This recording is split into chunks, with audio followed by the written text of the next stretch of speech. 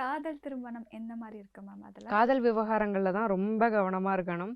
ஏன்னா நம்மளே போய் ஒரு பிரச்சனையில மாட்டுறதுக்கு வாய்ப்பு இருக்கு. ஏன்னா காதல்ங்கிறது டக்கு டக்குன்னு தனுசுக்கு வந்துடும். ஓகே. காதல் வயப்படுறது வந்து ஈஸியா யாருன்னா தனுசு ராசி பெண்கள் தான். இப்ப ராசியிலே சந்திரன் இருக்கிறதுனால எப்படி இவனெல்லாம் நான் சூஸ் பண்ணேன்னு கொஞ்ச நாளுக்கு அப்புறம் யோசிக்கிற மாதிரி ஒரு பர்சனை நீங்க சூஸ் பண்றதுக்கான வாய்ப்பு இருக்கு. ஸோ அதனால அதுல கொஞ்சம் கவனமா இருங்க யாரை சூஸ் பண்றோங்கிறது. அது ஒரு பர்சனாலிட்டியை வச்சு நான் சொல்லலை, அந்த கேரக்டர்ஸுமே ஒரு நல்ல கேரக்டர் இருக்கும்போது அந்த பர்சனாலிட்டி தப்பாவே தெரியாது. அந்த குணம் அப்படிங்கிறது நிறைய விஷயங்களை மாற்றும்.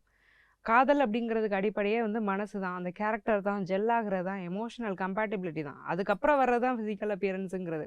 ஓகே. இங்கே அந்த கேரக்டர்லேயே கொஞ்சம் பிரச்சனைகள் வரும். பேசினாலே சண்டை வர்றது, அடிக்கடி முட்டிக்கிறது, எப்படி ஒரு எமோஷனல் கம்பேட்டபிலிட்டியே இல்லாத ஒரு பர்சனை நான் எப்படி சூஸ் பண்ணேன், நான் ஏன் இவனை லவ் பண்ணேன், நான் ஏன் இந்த ரிலேஷன்ஷிப்குள்ளே போனேன்னு யோசிக்கிற மாதிரியான நிலைமைகள் வர்றதுனால அந்த காதலில் வந்து நீங்கள் எந்த முடிவுகளும் இந்த மாதம் எடுக்காதீங்க. ஓகே. புதுசாக பழகுற யாரையுமே நீங்கள் காதல் அப்படிங்கிற நிலைக்கு எடுத்துகிட்டு போனால் தயவு செஞ்சு இந்த மாதம் அதற்கான மாதம் இல்லை. கொஞ்சம் நீங்கள் நிதானமாக யோசித்து அது சம்மந்தமான முடிவு எடுக்கிறதுங்கிறது நல்லது. Periyar Maniammai Institute of Science and Technology, Tanjavur. We are the future.